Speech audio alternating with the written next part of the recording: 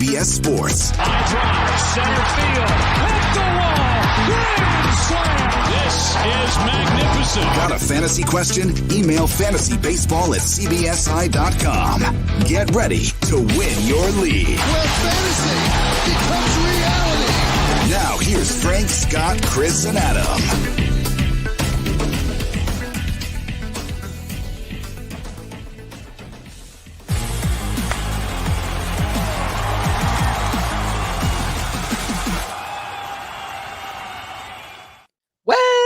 I hope you didn't have Austin Gomber in your lineup on Monday. Yikes. Welcome into Fantasy Baseball today. Frank Sample, joined by Scott White and Chris Towers. The final line for the Gomber. 1.2 innings pitched, 7 hits, 9 earned, 4 walks, 3 strikeouts. Yuck. Don't do it. Do not trust those Rockies pitchers. Unless their name is, of course, John Gray or Germán Marquez, like we spoke about yesterday. Gomber, not so much. Where did the Gomber optimism come from? Because it was like a thing on Fantasy Baseball Twitter recently, and I don't get it at all. I think he had 2 quality starts in a row. Was it just 2? It may have been 3. Yeah, it was dumb. It was dumb. He's obviously too many walks, not enough whiffs. It was going to catch up to him eventually, and it caught up to him in a very bad way. 3 quality starts. You were right, Scott. Yeah. Against the Dodgers and Astros. Yeah. Yeah. That was enough to buy in, but not really. Let's recap the rest of Monday's action. Oh my goodness gracious. Chris, why don't you get us started here? Oh my goodness gracious from Monday. Yeah, let's talk about Cedric Mullins, who went 3 for 4 with a couple of solo home runs against your beloved New York Yankees. Boo. And he has a 960 OPS right now. It's, inflated by the fact that he went 3 for 5 on Sunday and then, had 3 more hits and 2 home runs Monday. But I think there's something here. He has, and we've talked about it a little bit this season, but he's ditched the whole switch hitting thing because he was basically pitcher bad against left-handed pitchers from the right side. And I think he's got a pretty interesting skill set now. XBA is in the 62nd percentile. He's walking at an above average rate. He's pretty fast. He was someone who stole 25 to 30 bases pretty regularly in the minors. So, I look at Mullins and he's 62% rostered on CBSSports.com leagues. I'm not sure he necessarily needs to be rostered in most 3 outfielder points leagues. But I think all categories leagues, I would consider Cedric Mullins someone who probably needs to be rostered because I think he could hit 280 and steal 20 to 25 bases and not be a 0 in power. So, I think there's something there. Yeah, he's got a little pop, obviously plays in Camden Yards. And I do think even in 3 outfielder leagues, there are weeks where you can stream him. I think this might have been one because they had 7 games. I think at least half of them were at home. So weeks like that, you're going to be able to stream Cedric Mullins even in shallower leagues, but definitely in any 5 outfielder leagues. And today on the podcast, by the way, should have mentioned this, we're going to play a little Would You Rather. We'll pin a few players up against each other. And one of those that I had scheduled was Cedric Mullins or Akil Baddoo. Would you rather hold on to Akil Baddoo? Or if Cedric Mullins were available, would you make that swap? Akil Baddoo, over his last 8 games, he's 4 for 27. He has 25 strikeouts on the season to just 2 walks. Still hitting the ball pretty hard, has a great line drive rate, 32%. But it doesn't look like he's playing against left-handed pitching either. So, Scott, I'll throw this one your way. Would you rather have Cedric Mullins or Akil Baddoo?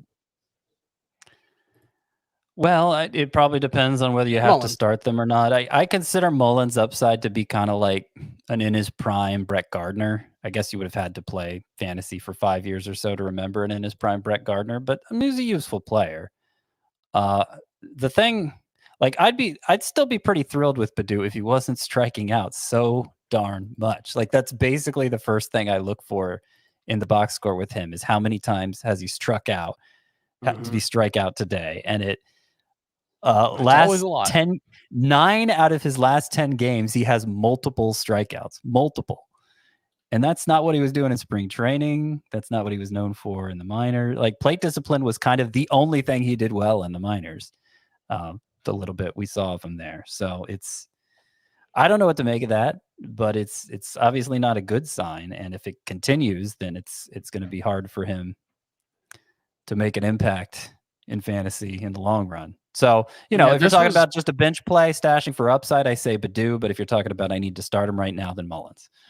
Yeah, that was the thing with Badu early on, was he was showing major league caliber skills. The sprint speed, the exit velocity, the max exit velo, all that stuff pointed to, MLB caliber skills. I was worried about whether the approach would hold up, and clearly it has not. So, I would rather have Mullins. Yeah, I would go with Mullins there as well. Scott, your oh my goodness gracious player from Monday. So I'm going with another guy who homered twice, Rhys Hoskins. And he's up to 5 home runs in his last 4 days. I believe his 8 home runs are leading the majors, right, for the season? That is correct.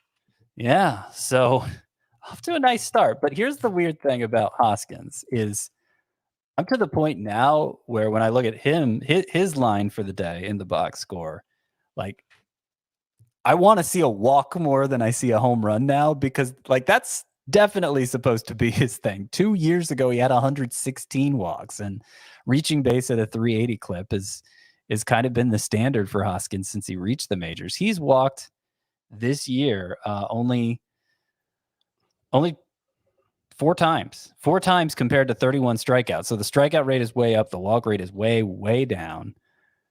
8 home runs are great, but it's going to be difficult for him to sustain that kind of pace in that category. He's going to have stretches where he's not homering a ton. He is hitting the ball harder, and he is not selling out for fly balls quite as much in the past. So there's a chance, if that's a permanent change to his profile, that he's not, automatically a 230, 240 type hitter. But the strikeouts have to come down one way or another. So there's some good there for Hoskins, but there's some bad there. I really don't know what to make of it. I'm not saying he's a sell high, because obviously there's a track record there, but the whole thing is just kind of weird. This is one of those things. Oh. Go ahead. Yeah, go ahead. I was wondering. It's hilarious.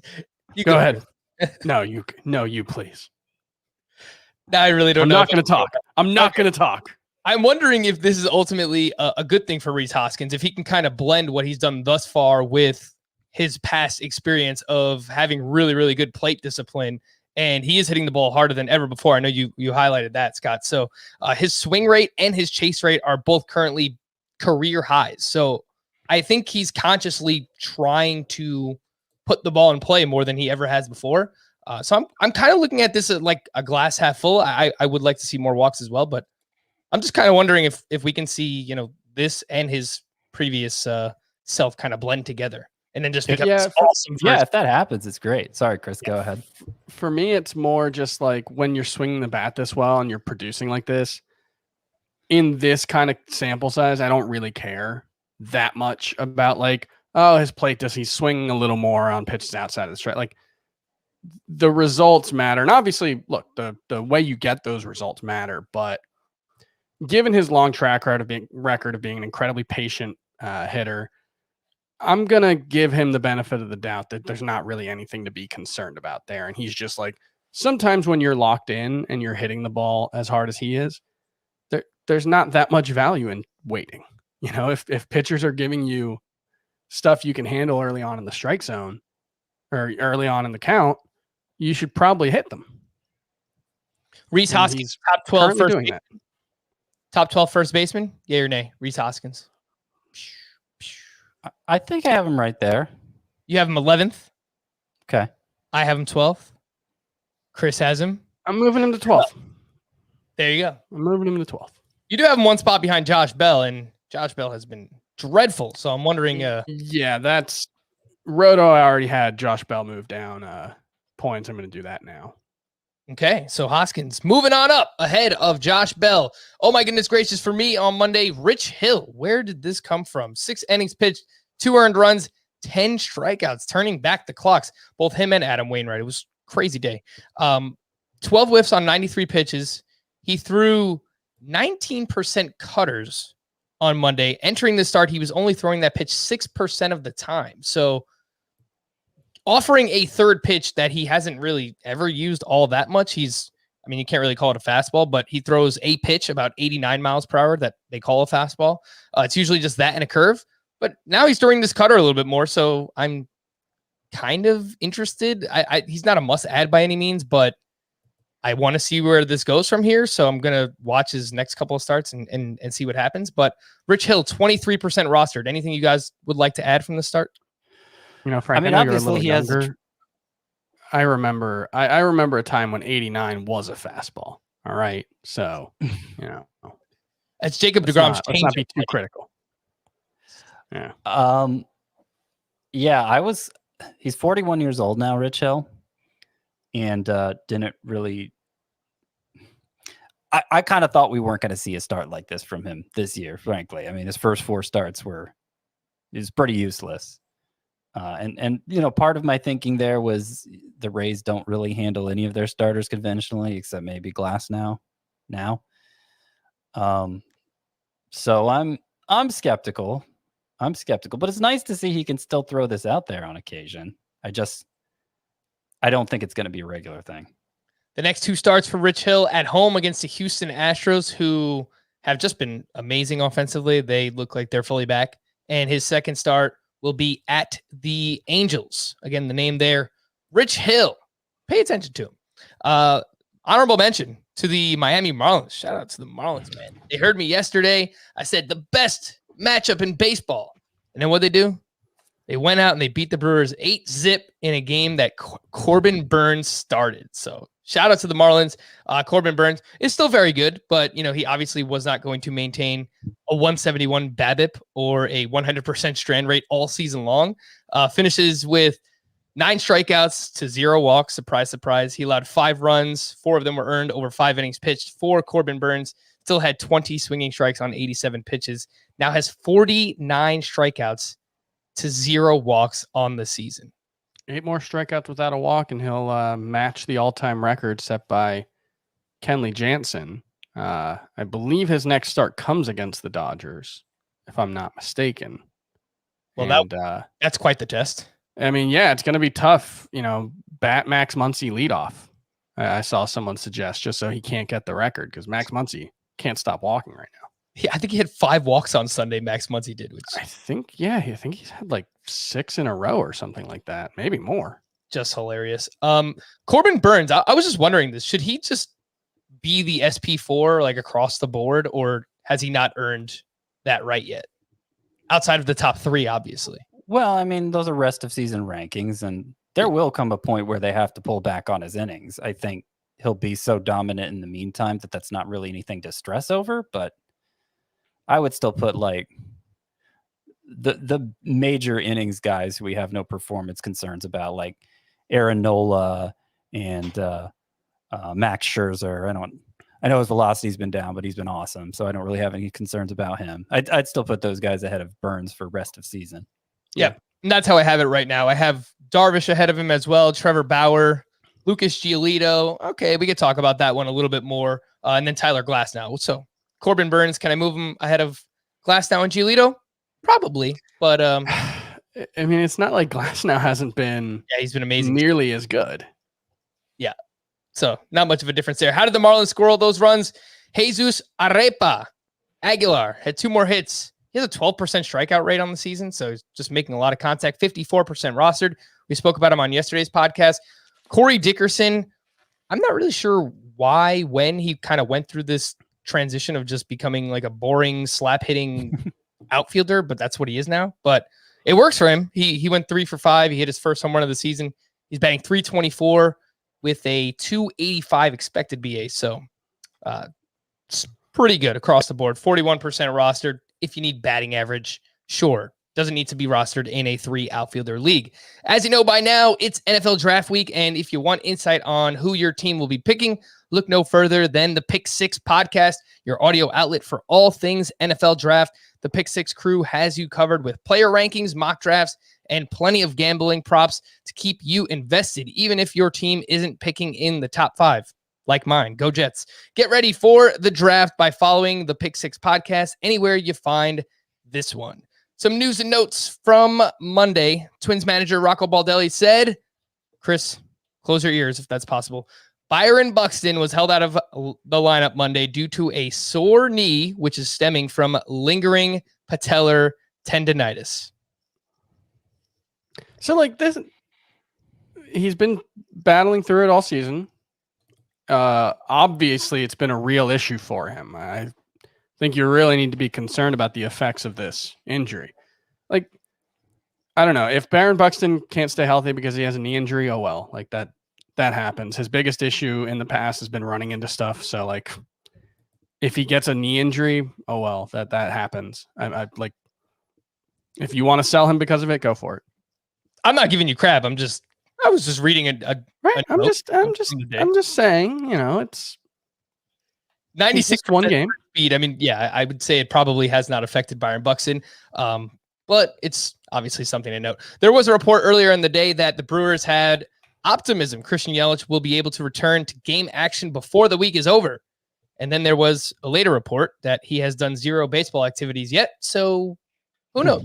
Max Fried on the IL with a hamstring strain through live batting practice on Monday and could be back as soon as next week. Salvador Perez was removed in the 6th inning Monday against the Tigers after jamming his thumb earlier in the game.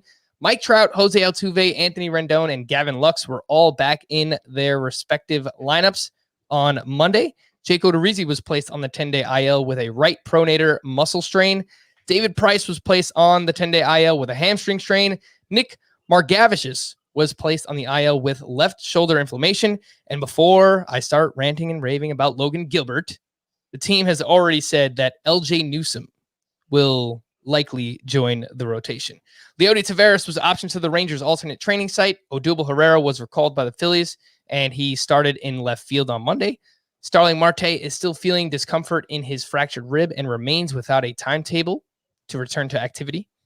The Twins reinstated Andrelton Simmons from the COVID IL. The A's reinstated Mike Fiers from the 10-day IL. He'll work out of the bullpen initially.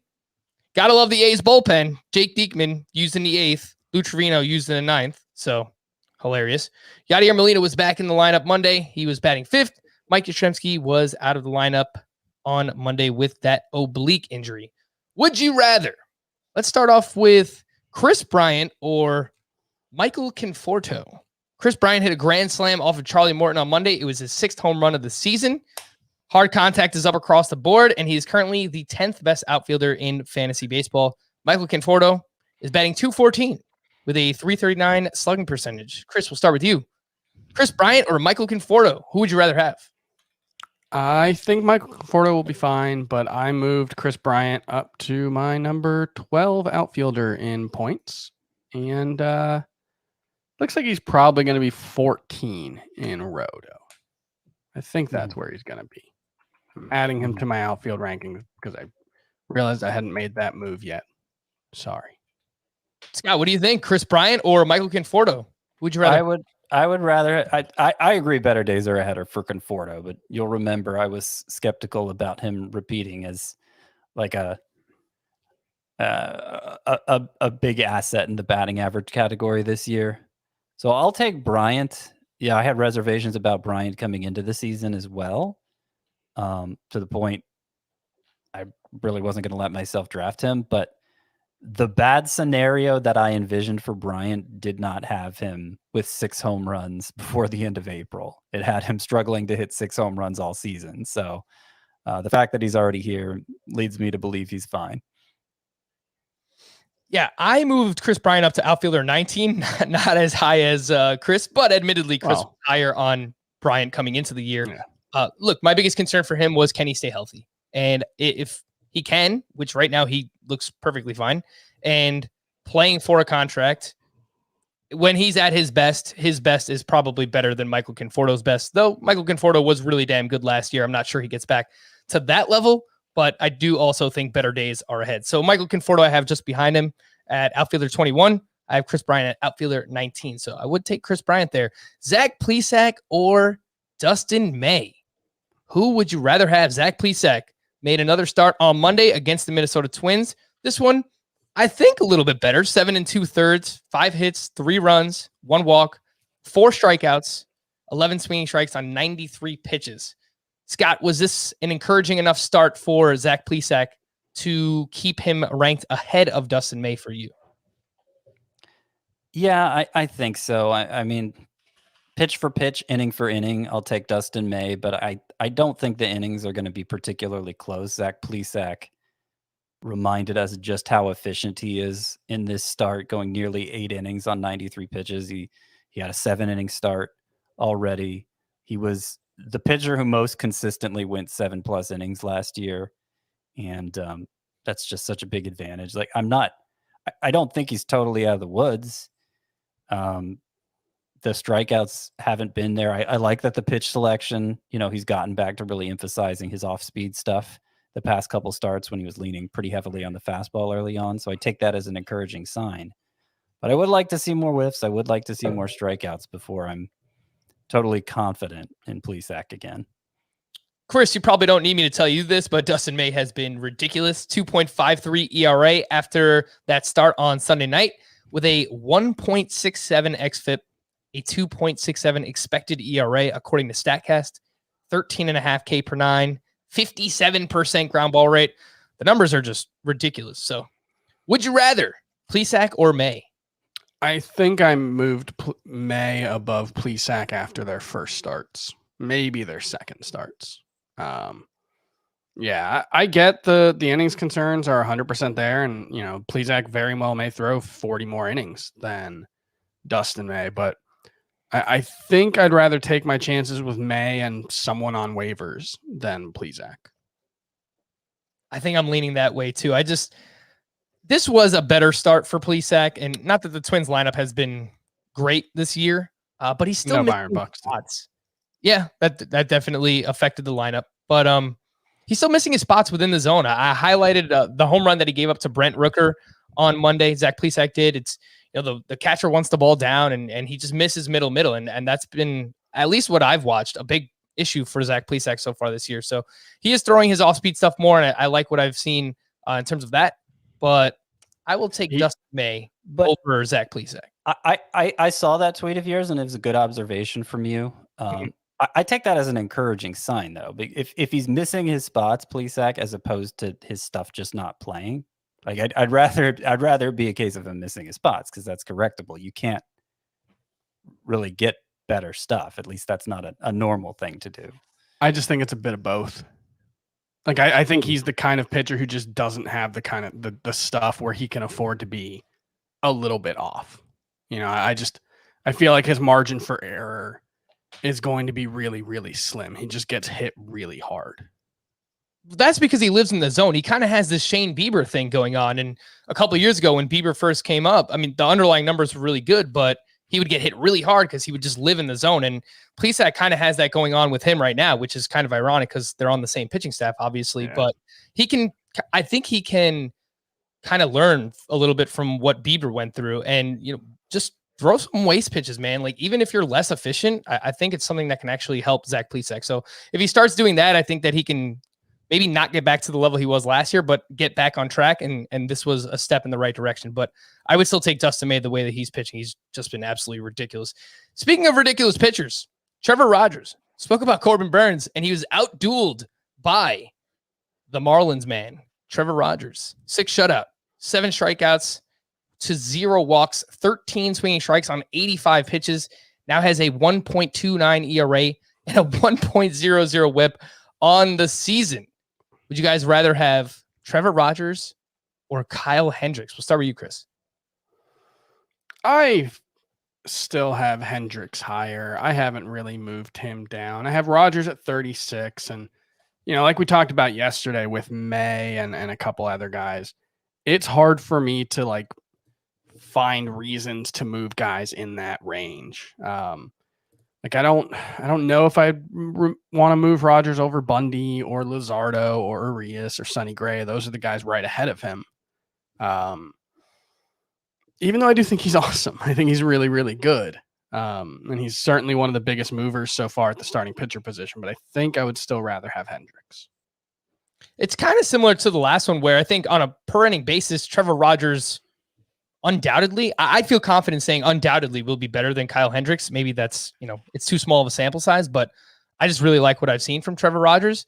The problem is, what are we looking at realistically? 140, 150 innings for Trevor Rogers, and Kyle Hendricks, I mean, he's one of the safer bets to get to at least 180, maybe even more than that. So it's kind of a per inning versus volume kind of discussion. So Scott, where are you at? Who would you rather have, Trevor Rogers or Kyle Hendricks? Yeah, it's kind of what I was saying about Plesac and May. I have hope in Rogers getting a more typical workload than May will get, but I also have fewer concerns about Hendricks just because he's had a couple of rough starts here in the early going. I mean, I have a really good idea who Hendricks is, and I haven't felt compelled to move him down based on what I've seen so far. So, yeah, I kind of agree with Chris there. Yeah, Kyle Hendricks, he's been roughed up a little bit here. He's got a 5.68 ERA, 3.8 walks per nine for Hendricks. That number has never been higher than 2.6. And it's typically, I mean, the past 3 years, I think it's been below 2 walks per nine. So he's going to be fine. The control is, I imagine, is going to get much better for Kyle Hendricks. Just, man, Trevor Rogers is, he's awesome. So he's electric. This is one that the only word to use for him. He just going through my rankings, and that's how I came up with this one, because I'm like, I want to move Trevor Rogers up, but then I'm kind of wrestling with, okay, volume versus just a better pitcher on a per inning basis, and that's kind of how we run into that. But I'm going to leave Kyle Hendricks ranked ahead of him for now as well. The last one I wanted to mention, Jazz Chisholm or Keston Hiura. Who would you rather have? And Chisholm went 2 for 4 with a double, 2 steals. All of that damage came against one of the best pitchers in baseball in Corbin Burns. And on the season, he now has 4 homers and 6 steals. Keston Hiura, on the other hand, went 1 for 4 with 3 more strikeouts on Monday. He's batting 152. He has a 39% strikeout rate. Scott, who would you rather have, Jazz Chisholm or Keston Hiura? I think it's time to take Chisholm. Chisholm is doing what we hoped Hiura would do. And the little bit of time we saw Hiura do it for, that stretch to end 2019, it wasn't long enough for him to get the benefit of the doubt this many months later. So I think maybe Hiura's ceiling's a little higher, but it's been so long since he's even shown us a glimpse at it that I got to take Chisholm at this point. I'm really struggling with second base. I mean, I'm looking at it and I've got Hiura 7th, which feels way too high. And then I look at the guys behind him and like Brandon Lowe hasn't been good. Kevin Biggio's been a disaster. Mike Moustakas is solid, but Jeff McNeil, he kind of is what he is. Marcus Semien, Nick Matt, Ty France, you got Ty France way down there, man. I have him 16th in Roto. I may not have moved him up yet in points enough. I guess I could be talked into moving Chisholm just to 7th. He's got a little bit of the Kevin Biggio probably needs to be more aggressive approach, because he actually, his contact rate isn't that bad. In zone it's 78%. On chase pitches it's 50%. He's just only swinging at 56% of pitches in the strike zone, Jazz Chisholm.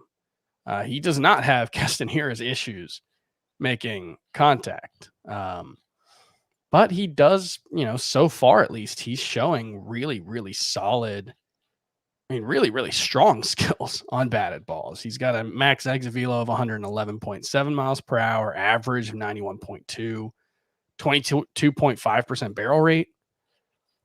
I almost think he could cut the strikeout rate down. It might come at the expense of some walks. It might be a little bit like Yohan Moncada, where he might be better off walking a little less. But I do think there's a lot of batting regression to come. I think he's probably more like a 240, 250 hitter. I really don't know what to do with second base. I hate it. Yeah, that 7 to 15 range at second base is tough. I agree. Yeah. Everybody after Max Muncy is just, I hate all of you. I feel like Hira has to be toward the bottom of it and Chisholm has to be toward the top. Yeah. Maybe those names will shuffle a lot over the course of the next 2 months, but it's where it is right now. Shout out to Marcus Semien, who I know has a low batting average, but he's hit for a lot of power and he's stolen a few bases so far this year. Tommy Edman has been very serviceable. He's basically doing exactly what we wanted him to. He's hitting for a good batting average. He's stealing a few bases here and there as well. Solak has been decent. But yeah, I mean, outside of the, really top 5, and we're waiting for Ketel Marte to come back, and then that would be the 6th. But it has not been a great position. We are going with the Jazz Man. How about this?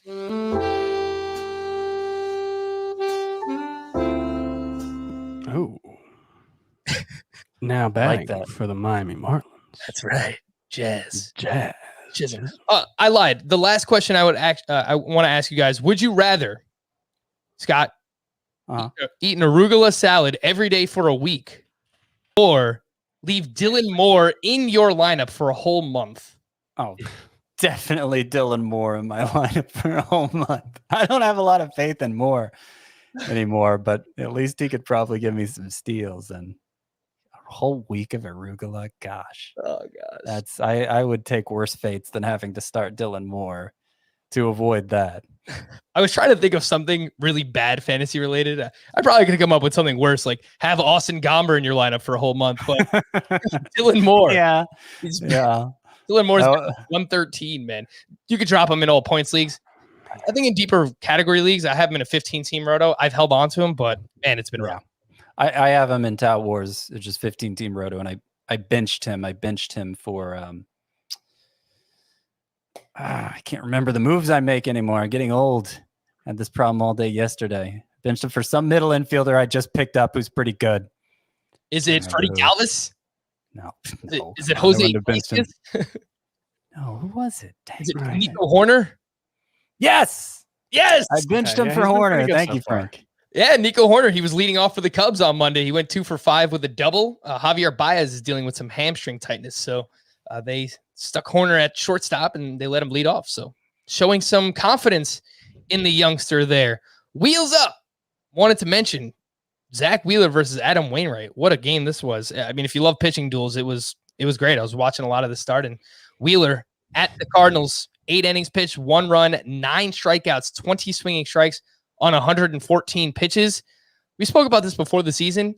It seemed ludicrous that we are now considering Zach Wheeler a workhorse, but that's exactly what he is. I mean, a guy consistently throws over 100 pitches, and I would say he's probably one of the safer bets every time he goes out to give you at least 6 innings pitched. So Wheeler now has had 2 phenomenal starts, 2 blah starts, and 1 okay start. Adam Wainwright, though, on the other hand, the guy threw a complete game. It's like between him and Rich Hill, what is happening? A complete game, 9 innings. He gave up 2 runs, 8 strikeouts to 0 walks, only 12 swinging strikes on 107 pitches. But over his last 2, Adam Wainwright, 16 innings, 3 runs, 18 strikeouts. The problem is, I don't really think there's anything actionable. He's 83% rostered on CBS. So in CBS, I have to imagine it's much lower. Yeah.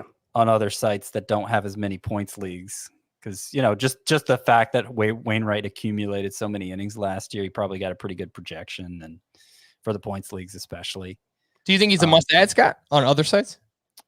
I wouldn't go as far as must-add, but like he did have a 10-start stretch. I mean, obviously all of last year was only 10 starts, where he was fantasy relevant again. He's done kind of that old guy trick of fading his fastball for more breaking balls. And, I think he'll be a streamer type all year. I will point out he did have like a 60% hard contact rate, probably 13 hard hit balls on 23 batted balls today. So probably a little bit of luck there. Not great, Bob. 57%. He's only Adam Wainwright's only 31% roster in Yahoo. So if you are looking for an innings eater, I think Wainwright's probably your guy. I kind of want to buy high on, I don't even know if it's buy high because he's just kind of been middling, but I want to buy Sean Manaea. I really like what I've seen from him all season long. He was at the Rays on Monday, 5 innings pitched, 1 run, 6 strikeouts, 15 swinging strikes on 100 pitches. His ERA is down to 2.83, and entering the start, he had a 3.36 expected ERA and a 3.78 xFIP. Should you be trying to buy Sean Manaea? Because I can't imagine he's going to cost that much. And I think he's good. Yeah, he's good.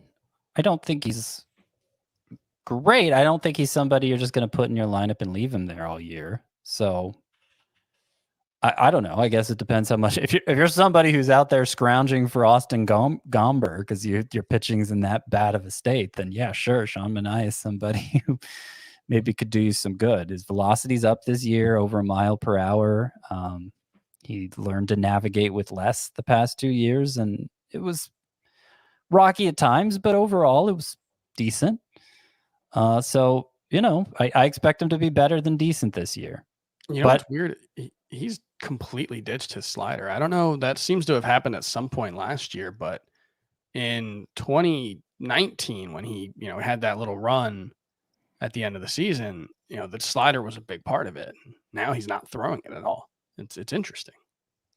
So he's just sinker, changeup, curveball now, basically. Yeah. Last year he didn't throw the slider very much, and yeah, this year with the velocity up, this pitch mix is working for him. It's only been 5 starts, I get it, but you look at his Fangraphs page, his Baseball Savant, and everything looks like it's the best it's ever been. So if someone in your league has him and they're not really valuing him the way that I am, I'm going to move him up inside my top 60 starting pitchers at least. He'll probably push towards the top 50, but I really like what I've seen. Speaking of trades, I made a trade in the Scott White Dynasty League. I wanted to announce it to the people, and if you guys hate it, feel free to rip me for it, because why not? I traded Julio Urias, who is a $31 player in this league, and next year he would be worth $36, for Nate Pearson, who is a $5 player right now, and next year he'll be worth $10. So what'd you guys think of my trade? Well, you're not a contender, so that needs to be stated. I think it's fine. I think it's hard to know the economy of a league unless you're in it. So I don't know how much it means to the audience, I guess. But I've certainly seen people sell off, non-contenders sell off useful pitchers who are going to be hard to keep for less than you sold off Nate Pearson. So maybe you could have done better, but you could have certainly done worse. You just really, with the way Pearson's salary is already escalating, you just need him to start performing right away to take advantage of those discount years. That's a nice way of Scott saying that he would not have made this deal. No, that's not what I said at all. I said it. You could have maybe done better, but you could have certainly done a lot worse. I texted you earlier today, and when I got that response, I was like, that means he hates it. Let's be honest. If you're asking me to grade the trade, I give it a B-. That's okay. You won the trade. Well, I was offering him around a little bit. I was trying to get a minor league player and someone that I could stash for now, but nobody wants to pay up. I guess I could have been more patient, but here's to hoping Nate Pearson becomes something good. I do want to promote one more thing. Got to tell you about the all-new Stitcher Podcast app. It's been rebuilt from the ground up to make it easier to listen to podcasts on the go or on the revamped web player. Stitcher is your home for all your favorite podcasts, from classics like My Favorite Murder, This American Life, and How Did This Get Made, plus all the CBS shows such as Pick 6, Fantasy Football Today, and of course, Fantasy Baseball Today and FBT in 5. In Stitcher, you have more control, like setting your download preferences per show and the ability to listen at virtually any speed. With Stitcher, you can listen to your podcast anytime, anywhere. So give the all-new Stitcher a try. Download it in the App Store or at stitcherapp.com/download. We're going to take a quick break, but when we return, give you a little bit of an update here on the West Coast. Chris made a call about Anthony DeSclafani. Let's see if he was right. Welcome back to Fantasy Baseball Today, and Holy moly. Oh my goodness gracious! Anthony DeSclafani, a complete game shutout. 3 hits, 1 walk, 9 strikeouts. He's good. He's good. Or maybe the like I was just thinking, I'd rather have him than Manaea. They're probably in that same range. Yeah, I have them both around 70 overall. Yeah. And I think that they could probably push up a little bit more than that, but DeSclafani's been really good. What do you think, Scott? Yeah, he had 15 whiffs in this start, which is a departure from the way the first few starts had gone.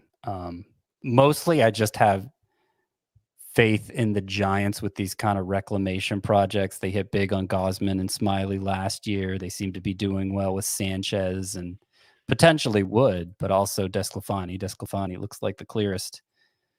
So I just kind of have faith in the pitchers they choose to pursue. Over the years, DeSclafani's gotten some hype off and on, even dating back to his days with the Marlins, that I never really understood. But obviously he's performing well now. I don't think I'd go as far as to take him over Sean Manaea, but it looks pretty good. He was good in 2019. I mean, 3.89 ERA over 166 and 2/3 innings, 167 strikeouts. The peripherals weren't quite as good, but still, low 4s. And he's pitching a much better ballpark. That's a big part of he why. was good in a Sean Manaea way in 2019. Right. But yeah, I guess Manaea hasn't thrown that many innings in a while, right? I think the ballpark is the biggest key here, Chris, because I've highlighted it before. He had an ERA near 5 in his career in pitching in Great American Ballpark in Cincinnati, and he's been much better outside of there. And I think we're kind of seeing that come to fruition now. So we've talked about a few different pitchers recently as waiver wire ads, and let's just kind of compare DeSclafani versus those guys because he's 64% rostered. He might be out there in some leagues. Who would you guys rather have, DeSclafani or Davy Garcia, who made his debut on Monday? Oh, DeSclafani. Garcia, I believe, was optioned back down already. And boom goes the dynamite. Would you rather have DeSclafani or Brady Singer? DeSclafani. Yeah, after today, I'd say DeSclafani. How about him versus Madison Bumgarner? DeSclafani. Yeah. How about John Gray? DeSclafani. Andrew Heaney? I think I'd rather have Heaney. I agree. Yeah, that's right. I will point out this start was probably as much about the Rockies as anything else. It's the first game after a long homestand for them on the road, which the Coors hangover effect is real. It's pretty well documented at this point, and that's just a really bad team. I think entering today, before they got 3 hit by Anthony DeSclafani, they had the lowest weighted runs created plus of any team in baseball. Oh no, they're 28th now. Look at them shooting up the ranks. They're probably going to be 30th after this game.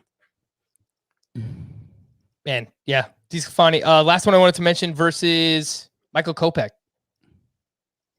DeSclafani. Ooh. Yeah, I think I'd it kind of gets back to the same situation. Are you having to start him right now? Because I don't know if Kopech's somebody you're going to be able to start for several weeks, but I think I'd rather have Kopech if I could pull it off. The rest of Monday's action, Carlos Santana hit his 5th home run of the season. He now has 3 in his last 6 games. And just like that, he has an 842 OPS. So Carlos Santana going to be just fine. Spencer Turnbull had a quality start versus the Royals. 6 innings pitched, 3 runs, 5 strikeouts to 0 walks. He is 25% rostered. Any interest in Turnbull? Man, I don't. He's the results have been so good these first 2 starts, but I don't believe it. Would you rather have? Both him and Rich Hill are rostered in less than 30%. Who would you rather have? Let's say you're in a deeper league. Turnbull. Probably Hill, just because. Like if Turnbull regresses to the mean for him, like that's an ERA and WHIP I'd just don't want in my lineup. It's just going to bring everything down, I feel like. Brad Keller on the other side of Turnbull in this one, 6 innings of 2-run ball. He had 14 swinging strikes on 103 pitches. He's 38% rostered. His next 2 starts at the Twins and versus the White Sox. You know what's going to happen next for Brad Keller. Nate Lowe hit a 3-run bomb off of Shohei Ohtani. He now has 6 home runs and 21 RBI on the season. Last week, I said I would have sold high on Nate Lowe to acquire Dominic Smith. Would you guys do the same? Yeah. What do you think about Nate Lowe? I mean, he's kind of just holding steady. Got a 12% walk rate, 29% strikeout. That's high, obviously, but the StatCast numbers still look pretty good for him. Not as high as it was a week ago. And yeah, he's basically right in line with his expected batting average and expected slug. So that's kind of what I'm viewing him as. Power first guy, maybe like I don't think he has quite the power of like a Matt Olson, but like a poor man's version of that, where basically the home runs are what you're getting from him and not much else. I will say, and this is true for every player with expected stats right now.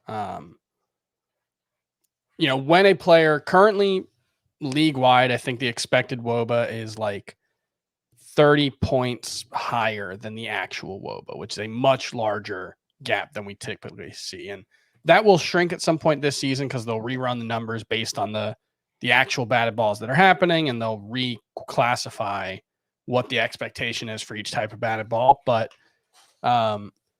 it's worth keeping in mind that like when a player is underperforming his expected stats, that doesn't necessarily mean that he is actually underperforming. When he's overperforming, it doesn't necessarily mean they're overperforming. And in his case, because his expected stats are right in line with his overall stats, Nate Lowe, it probably means he's overperforming just a little bit.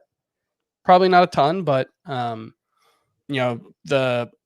new ball does jump off the bat faster, but it hasn't been as productive overall.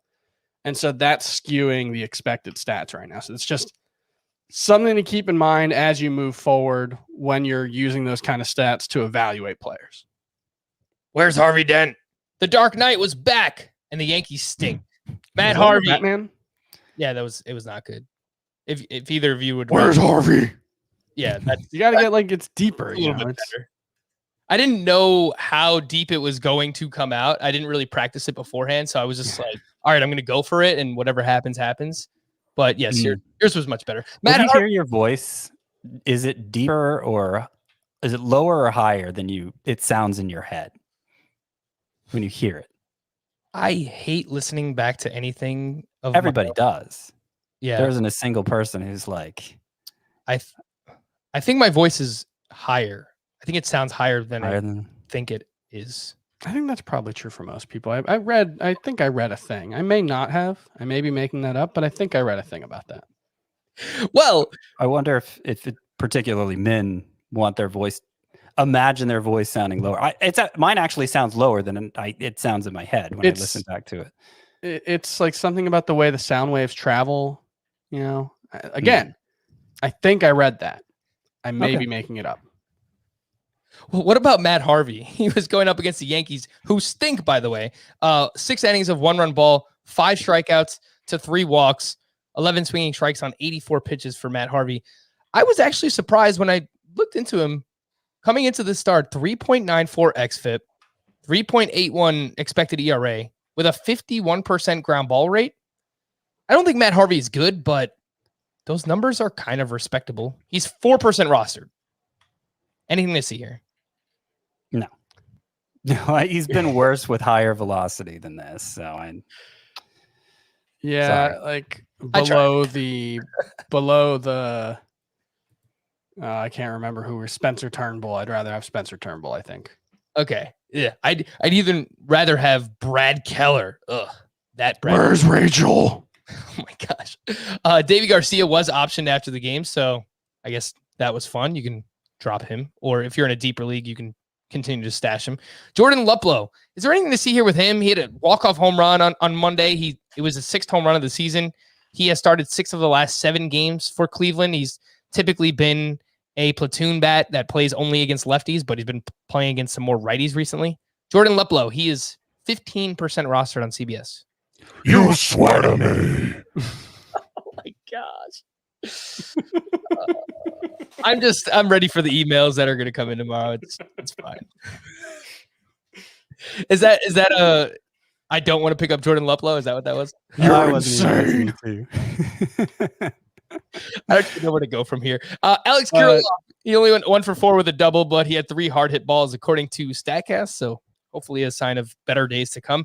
Randy Arozarena, we have not talked about at all this year. So if anyone has any type of takes on Arozarena, feel free to say them now. He went 3 for 4 on Monday with his second stolen base of the season. Striking out too much, launch angles way down. Yeah. I'm not counting on him for a stud outcome. It certainly helps that he's a base stealer. So I think in roto leagues he's going to be somebody you just keep starting. But I don't think he's going to live up to his draft position.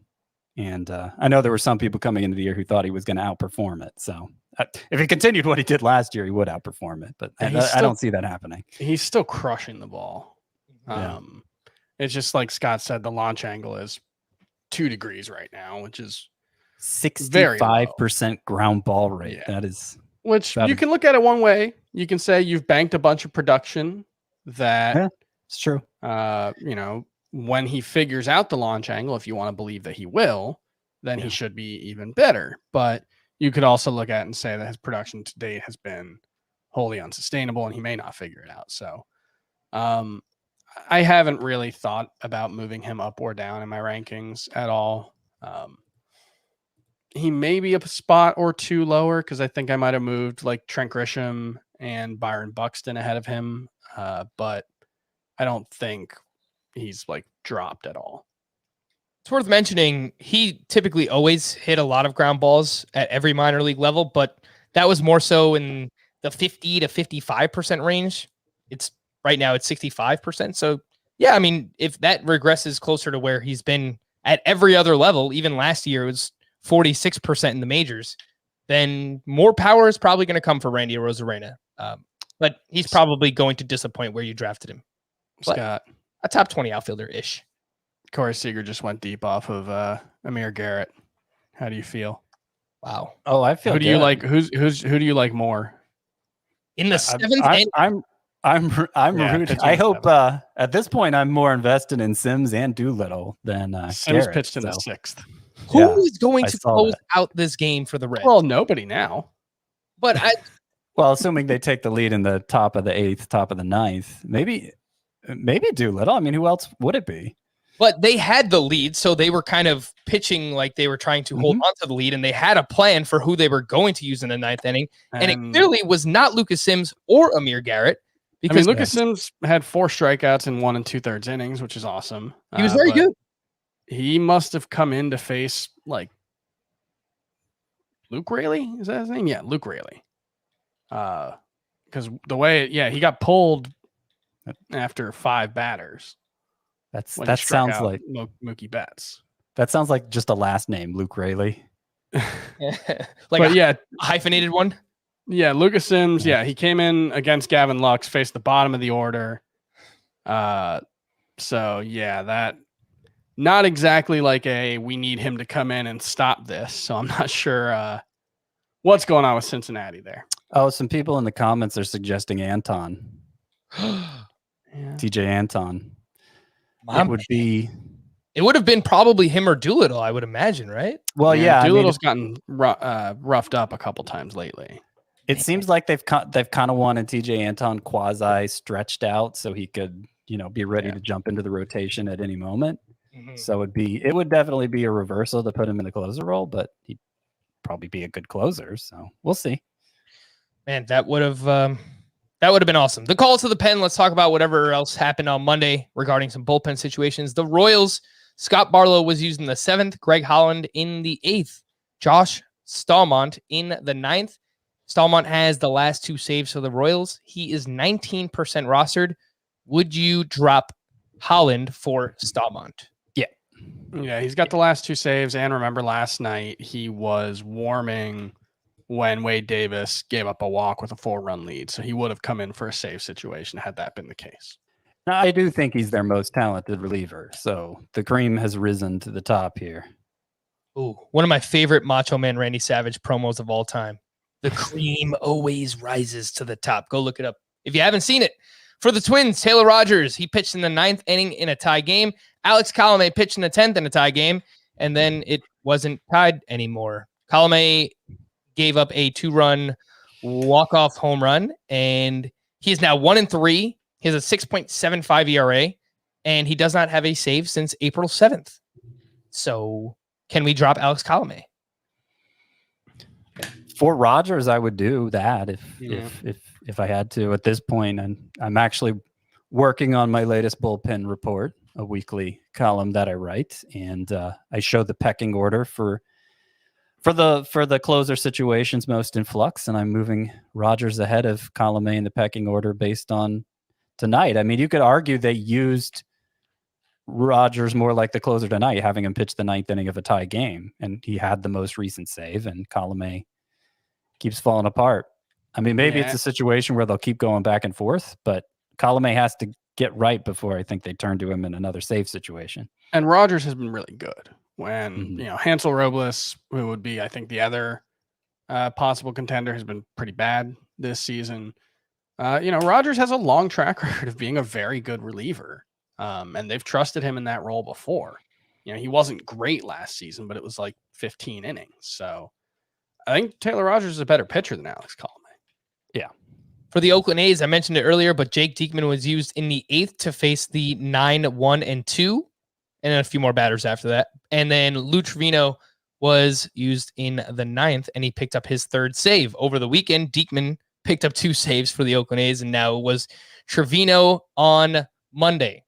So I don't really think that there is any rhyme or reason to this. It's probably just a full-blown committee between just those 2 guys. It helps that the Athletics never lose any games, so you're just kind of happy with both Diekman and Trevino right now, but at some point that's going to change.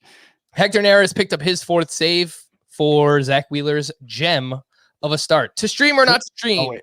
Could we give love to one reliever who I don't think we've mentioned at all this season, who's been absolutely awesome? Cesar Valdez. Got his 5th save today. He has been exceptional. And also, he's incredibly fun to watch. I don't know if you guys have watched him, but he just throws this ridiculous changeup that, like, I don't even know if it's a changeup. It doesn't really move like a changeup.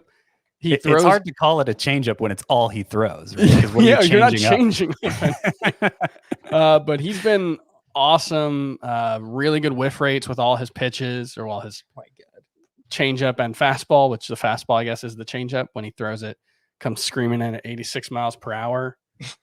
So I looked up a stat when I wrote about him on Waiver Wire a while back. Let me see if I can find it. So it's not completely up to date because this was a little less than a week ago, but in his last 30 and 2/3 innings last season, spring training, and this season, 30 and 2/3 innings, Cesar Valdez has a 1.17 ERA, 0.78 WHIP, and 9.4 K/9. So he's getting the job done. Shout out to the man, Cesar Valdez. To stream or not to stream, start with Tuesday. I will give you a few names. You give me your 3 favorite. Jake Junis at the Pirates, Tyler Anderson versus the Royals, Adrian Hauser versus the Marlins, Michael Wacha versus the A's, Jose Quintana at the Rangers, and Aaron Sanchez versus the Rockies. I guess I got to remember who I picked yesterday. I think I went Junis, then Tyler Anderson, then Aaron Sanchez. Yeah, I think that's what I'm going with. I think I had Hauser maybe instead of Sanchez, but I think the Rockies are worse than Miami on offense.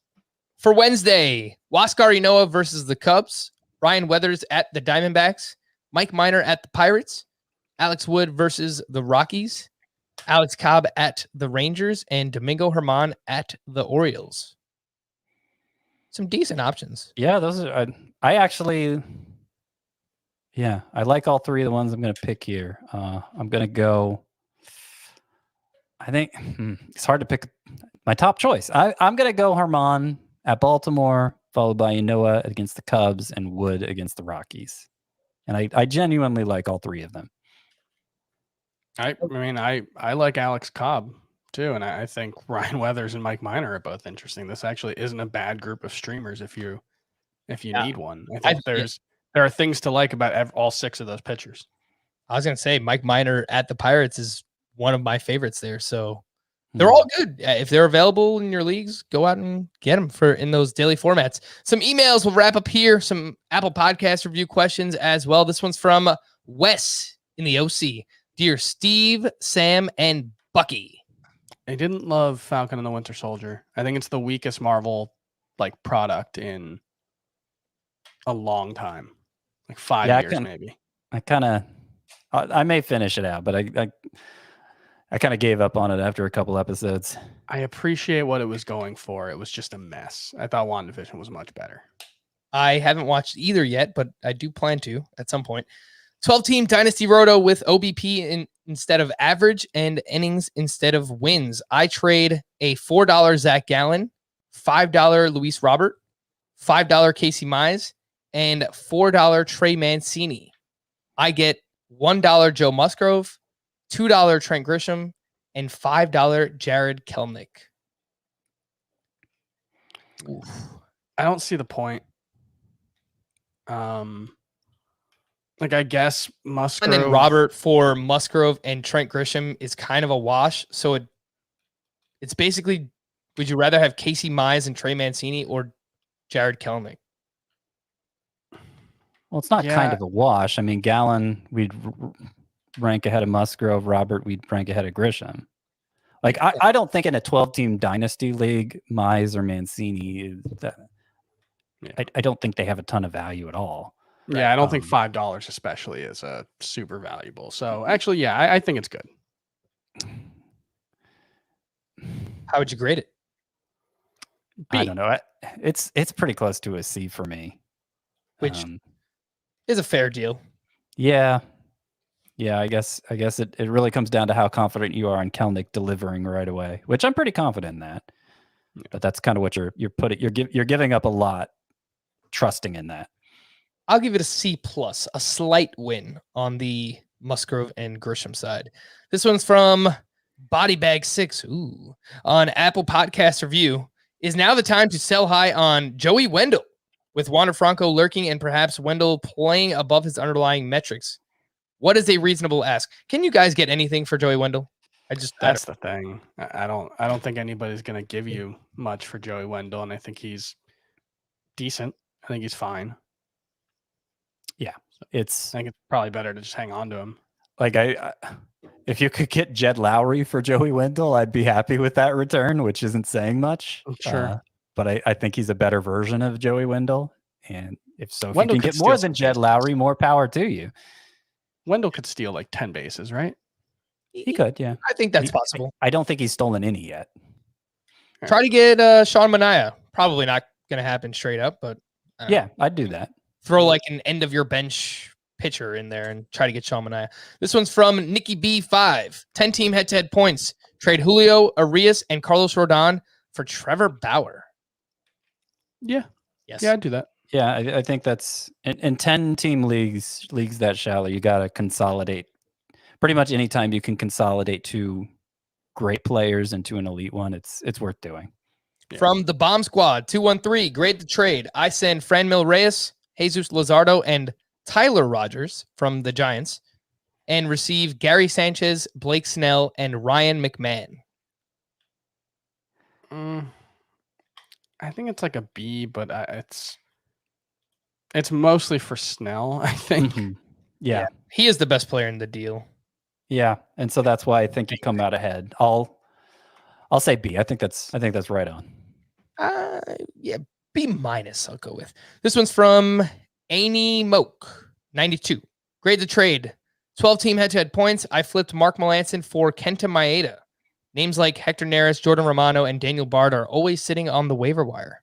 He doesn't really want us to grade this trade. He's bragging. This is an A+. I think Melanson's awesome, but a points league, if you can turn a reliever into a potential top 20 starting pitcher, that's a no-brainer. Well, for anyone else who's listening, if you have a glut of relievers in a points league and you can turn them into anything, then go ahead and do it. This one's from Jack. We'll wrap up with this. In a head-to-head points league, would you trade away John Means for Ozzie Albies? My staff includes Brandon Woodruff, Hyunjin Ryu, Charlie Morton, Tyler Malley, Trevor Rogers, Yu Darvish, Clayton Kershaw, Sandy Alcantara, and Chris Paddock. Yeah, that's John a lot. Means is at best your 9th best pitcher. This is an A+. You mentioned before, Frank, that the top 6 second basemen had all been good so far. That the exception is Albies, who's been pretty terrible. But I don't have any concerns about him bouncing back. I think he's fine. Yeah, it'd be one thing if Means was like your number 4 starter, and it might be tough to rid yourself. It might be tough to create that opening in your pitching staff, even though, player for player, it makes sense. But yeah, I think with this much pitching depth, it's an easy call. Update: TJ Antone is pitching the 8th, so well, he might pitch the 9th. But it too. is, it's against Max Muncy to lead off the inning. So Yeah, I wonder if Amir Garrett got through Corey Seager, would they have just left him out for the 8th and then brought Antone in for the 9th, or they could have used Antone in a 2-inning save if they wanted to in the 8th and the 9th. Oh, well, we'll never know. For Scott and Chris, I'm Frank. Thank you all for listening and watching Fantasy Baseball today. We'll be back again tomorrow. Bye-bye.